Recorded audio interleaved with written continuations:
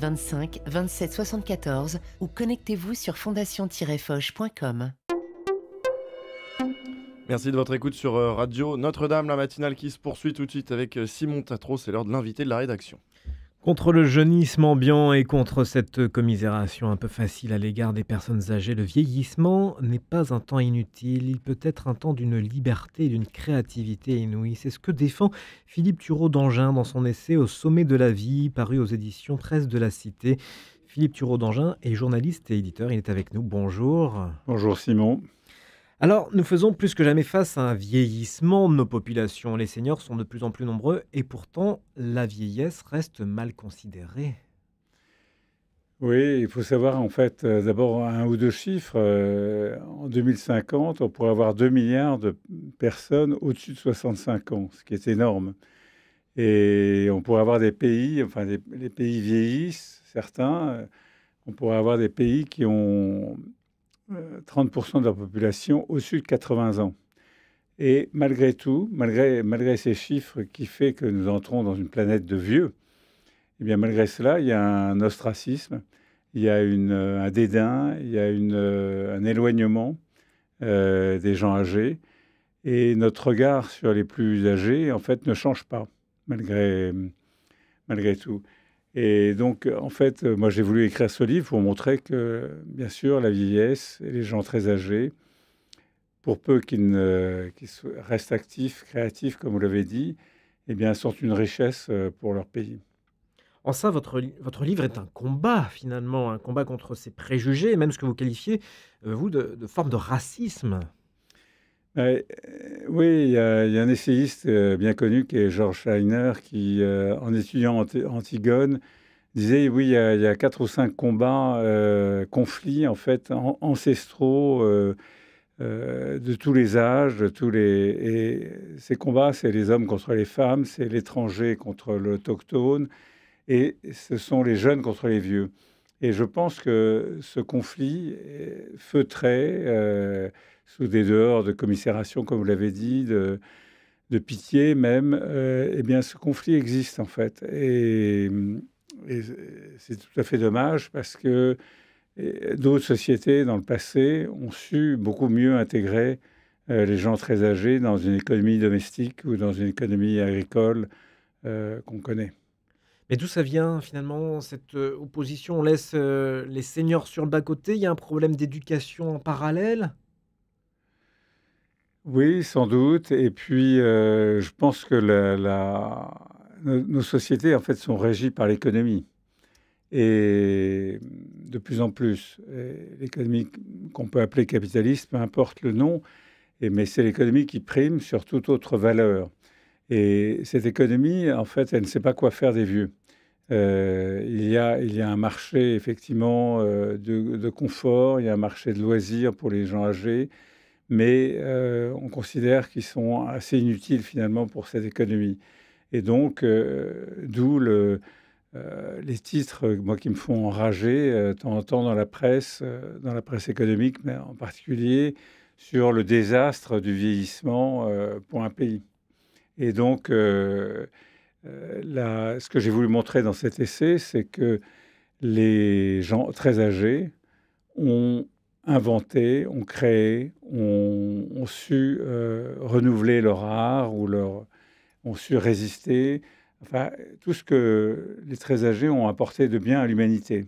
Et en fait, j'ai découvert qu'il y avait un certain nombre. Oui, on va en parler. Il y a beaucoup de personnes, de personnalités auxquelles vous faites appel. Pourquoi la vieillesse a si mauvaise image dans nos sociétés? Ça fait peur. Il y a la peur de vieillir, la peur de la mort également, imminente.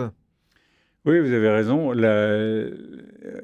On voit la vieillesse comme une sorte d'antichambre de la mort, ce qui est en fait un contresens, parce que là, moi j'ai discuté bien sûr avec beaucoup de gens très âgés, et précisément le grand âge, c'est la résistance à la mort, c'est le contraire de la mort. C'est les gens qui ne veulent pas conclure, qui ne veulent pas mourir. Et donc, Cicéron, d'ailleurs, le disait déjà, on meurt à tout âge. Donc, ce n'est pas un privilège de la vieillesse que de mourir.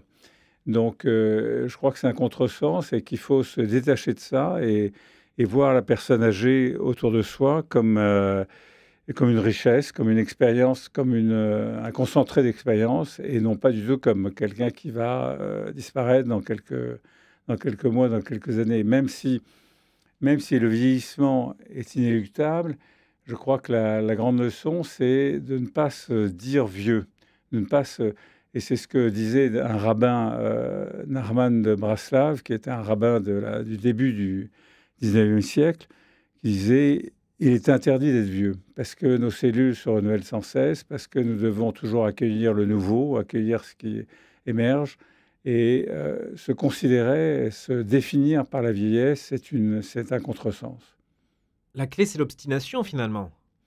Oui, moi j'aime beaucoup ce mot d'obstination parce que on reproche souvent aux enfants d'être obstinés, d'être têtus, mais je pense que pour les gens plus âgés, l'obstination c'est une vertu. C'est une vertu et c'est l'idée de s'obstiner, d'aller pas à pas jusqu'au dernier, comme le dit le poète. Il faut ne renoncer à rien. Et donc l'obstination, c'est ça, c'est ce que dit d'ailleurs Bernard Pivot. La vieillesse, c'est ne renoncer, dans la mesure du possible, ne renoncer à rien, à aucune de ses activités, à aucune de ses passions, et surtout ne pas lâcher, quoi. Oui, vous le dites, la vieillesse, malgré tout, a beaucoup d'atouts. C'est important de le rappeler. Oui, oui, oui, la vieillesse a beaucoup d'atouts. Simone de Beauvoir avait écrit un livre qui s'appelait La vieillesse, et elle disait déjà, dans les années 70, elle disait déjà, la vieillesse, en fait, quand on fait des tests, par exemple, intellectuels, eh bien, si on laisse du temps aux gens très âgés, ils répondent aussi bien et même mieux que les gens plus jeunes, seniors. Donc, je crois que cette question de la rapidité, effectivement, est importante parce que quand vous avez 75, 80, 85 ans, vous ne pouvez pas aller à la même vitesse, ni physiquement, ni même mentalement, pour faire des calculs ou pour faire des réflexions. Mais l'un des atouts que moi j'ai mis en exergue dans mon livre, c'est cette appréhension de la complexité. Je pense qu'on vit dans des sociétés très complexes et que la personne qui a l'expérience, qui a vécu, qui a beaucoup vécu, beaucoup voyagé, eh bien, est capable de comprendre mieux cette complexité et de la prendre en compte dans les solutions. Bien sûr, dans votre ouvrage, vous mettez en avant de grandes figures qui se sont finalement, on peut dire, interdits de devenir vieux. Clémenceau, Goya, Picasso, Lévi-Strauss, Nathalie Sarraute, Marguerite Duras également. Oui, oui, bien sûr. Nathalie Sarraute, par exemple, qui est une écrivaine qui a été plus ou moins assimilée au nouveau roman, a écrit à la fin de sa vie, à 90 ans, un livre merveilleux qui s'appelle Enfance, au pluriel, et où elle a inventé quelque chose. C'est-à-dire qu'elle a inventé une façon d'écrire ses mémoires d'enfance, donc, et elle a inventé une forme. Et je crois que les gens âgés peuvent continuer à inventer des formes. Et Nathalie Sarraute, par exemple, dans ce livre, eh bien, il y a deux Nathalie Sarraute qui parlent en même temps. Il y en a une qui décrit ce qui s'est passé dans l'enfance, et l'autre qui lui reproche d'inventer, qui lui reproche d'améliorer les choses. Et donc, c'est un dialogue entre deux Nathalie, si vous voulez. Et je montre dans le livre qu'il y a comme ça une capacité des gens très âgés à inventer de nouvelles formes, pour peu qu'ils en aient l'audace. Et quel exemple, quelle philosophie ont laissé ces personnalités vis-à-vis de la vieillesse? Mais écoutez, vous citiez Clémenceau, et il y a pas mal d'exemples dans l'histoire, dans la mythologie aussi, qui ont montré que les gens très âgés avaient une capacité aussi de résistance. Et ça, c'est une autre leçon que moi j'apprends des plus âgés, c'est l'idée de dire non. L'idée de dire non parce que c'est impossible c'est contraire aux valeurs que l'on respecte, c'est contraire à l'éthique, à l'humanité, tout simplement, eh bien, cette capacité de dire non, elle me semble un atout et un apanage des gens très âgés. Après, ce que j'ai aussi découvert, et il y a beaucoup de gens qui le disent, il y a aussi bien un écrivain comme Hermann Hesse ou un philosophe comme Gilles Deleuze, c'est que la personne âgée, en fait, elle se déprend de tout ce qui est accessoire. Elle laisse tomber les facilités de la vie sociale, les contraintes. Deleuze disait, oui, c'est formidable d'être vieux parce qu'on vous ennuie beaucoup moins. On est moins pris dans les réseaux, dans les raies de cette vie mondaine. Et donc, on peut approcher de sa propre vérité. D'ailleurs, puisque nous sommes à Radio Notre-Dame, il y a une phrase de Plotin, qui est un philosophe chrétien, comme vous le savez, du IIIe siècle, que j'aime bien, qui disait, oui, la vieillesse, c'est sculpter sa propre statue pour essayer d'atteindre la vertu. Et sculpter sa propre statue, ça veut dire enlever de la pierre, sculpter au sens d'enlever tout ce qui n'est pas nécessaire. Et je crois que Plotin a raison, il faut, en prenant de l'âge, justement se défaire de l'accessoire. Par ce travail, par ces rencontres, par ces discussions que vous avez eues, est-ce que votre regard a changé sur la vieillesse? Ah oui, complètement. Le livre était né dans une certaine colère et puis de quelques exemples que j'avais autour de moi. Quelle colère? Une colère contre justement cet ostracisme dont Ah oui. nous parlions, notamment dans la presse, puisque j'étais journaliste. Ça m'agaçait à chaque fois que je voyais un titre négatif sur les sociétés qui vieillissent.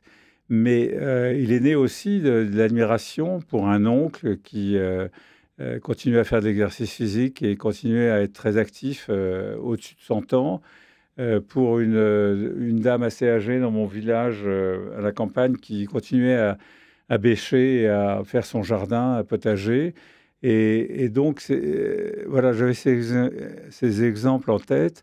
Mais au cours de l'enquête, effectivement, j'ai un peu bougé parce que je me suis rendu compte de toute la richesse et de tous les atouts qu'avait cette vieillesse. Et je l'ai écrit un peu pour préparer la mienne, finalement. Oui, mais vous n'êtes pas encore de ces âges. Non, non, pas encore, mais je pense que le livre, enfin l'idée aussi, quand on approche de la retraite, la retraite, Hemingway disait que c'était le mot le plus laid de la langue anglaise ou de la langue française, effectivement.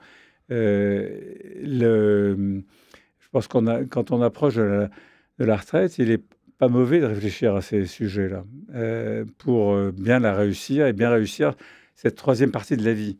Il y a l'exemple de Moïse, intéressant, parce que finalement, il a vécu 120 ans, Moïse, et c'est découpé en trois, vous savez. Jusqu'à 40 ans, finalement, il est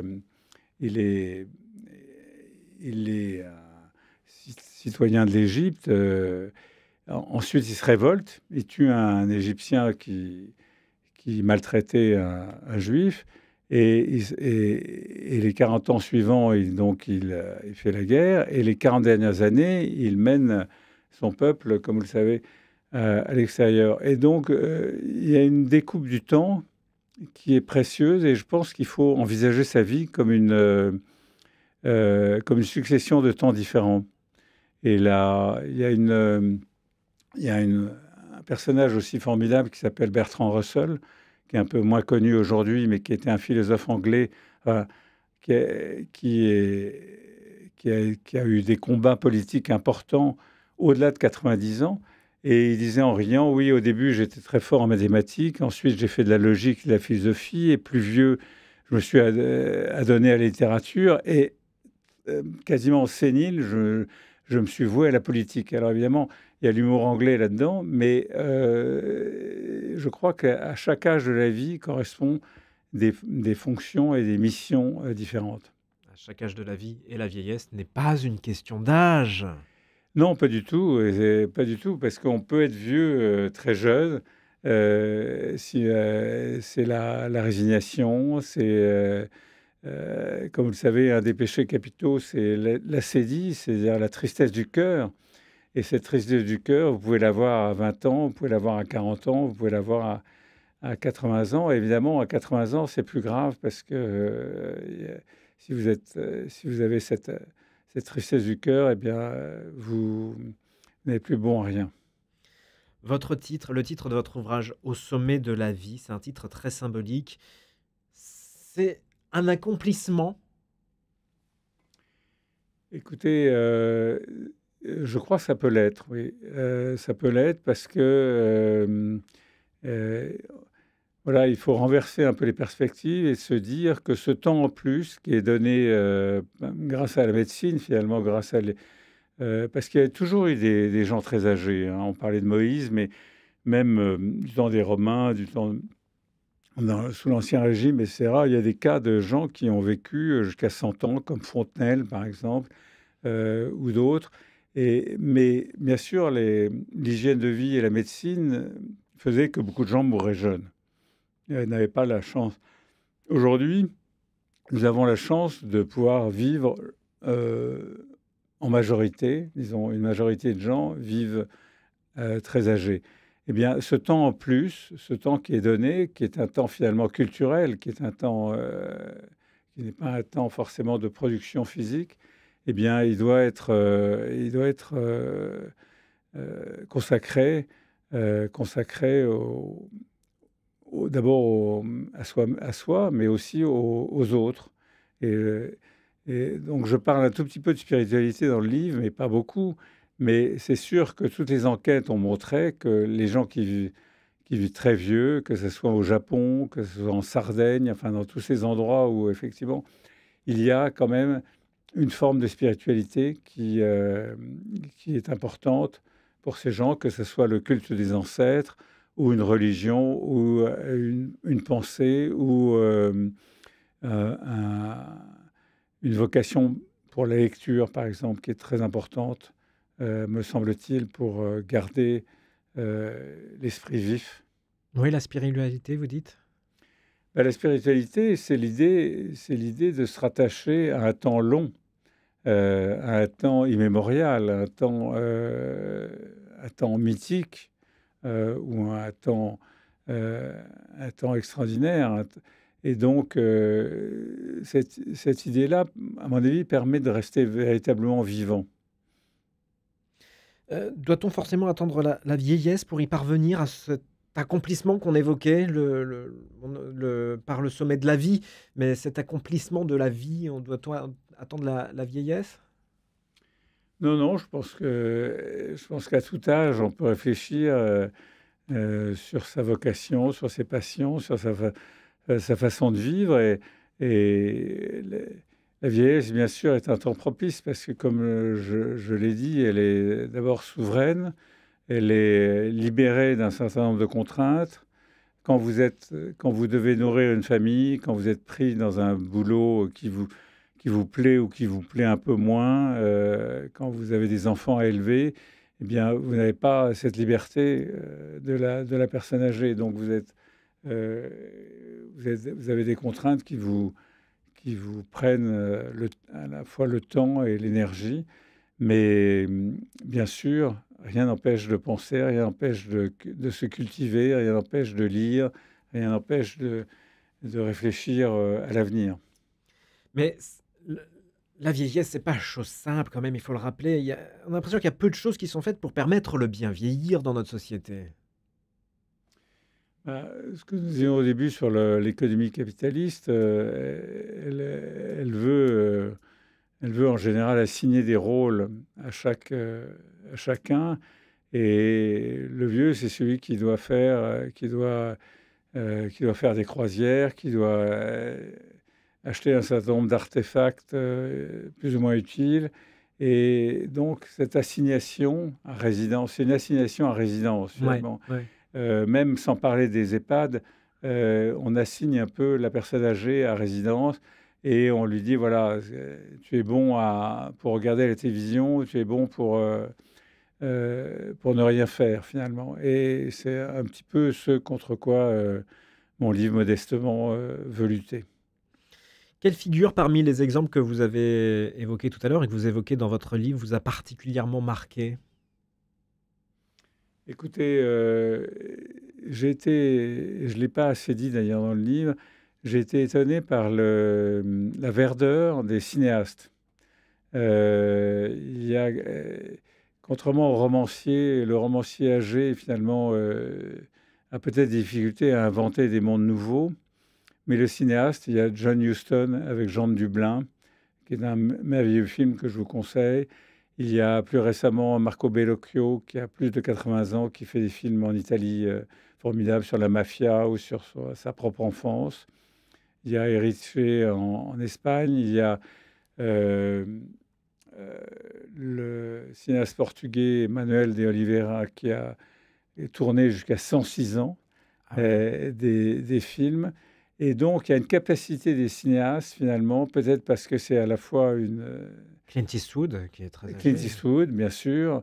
Enfin, plein d'autres. Il y a Coppola là, qui sort un nouveau film. Enfin, il y a une capacité des cinéastes, à mon avis, à créer des mondes et à se retourner aussi sur leur propre passé, sur leur propre enfance. Ce qui est le cas, par exemple, de Jean Dublin, d'après Joyce, de John Huston, et cette capacité, effectivement, à boucler la boucle, comme je le dis dans le livre, qui est merveilleuse et qui donne des œuvres d'art intemporelles. Il nous reste quelques secondes, Philippe Thureau d'Angin. En réalisant ce livre, vous avez pensé à votre future vieillesse? Oui, je me suis juré de ne pas de rester actif et donc j'ai de multiples activités, mais il y a une consoeur qui m'a interrogé pour un journal belge et qui m'a dit après, mais vous savez, j'ai 75 ans et je continue à travailler et c'est merveilleux. Merci Philippe Thureau d'Angin. Je rappelle que vous êtes journaliste et éditeur et vous publiez donc au Sommet de la vie aux presses de la Cité. Vous étiez l'invité de la rédaction de ce matin. Merci d'avoir été avec nous. Merci beaucoup, Simon. Allez, la matinée se poursuit. Dans une demi-heure, vous retrouverez Melchior Gormand pour Je pense, donc j'agis, votre rendez-vous quotidien. Mais dans l'immédiat, on va prendre la direction de Rome. Vous le savez, à 8h30 tous les jours. On fait le point sur l'actualité internationale avec la rédaction de Radio Vatican. Il est tout juste 8h30. Belle matinée à toutes et à tous. Laudetur Jesus Christus.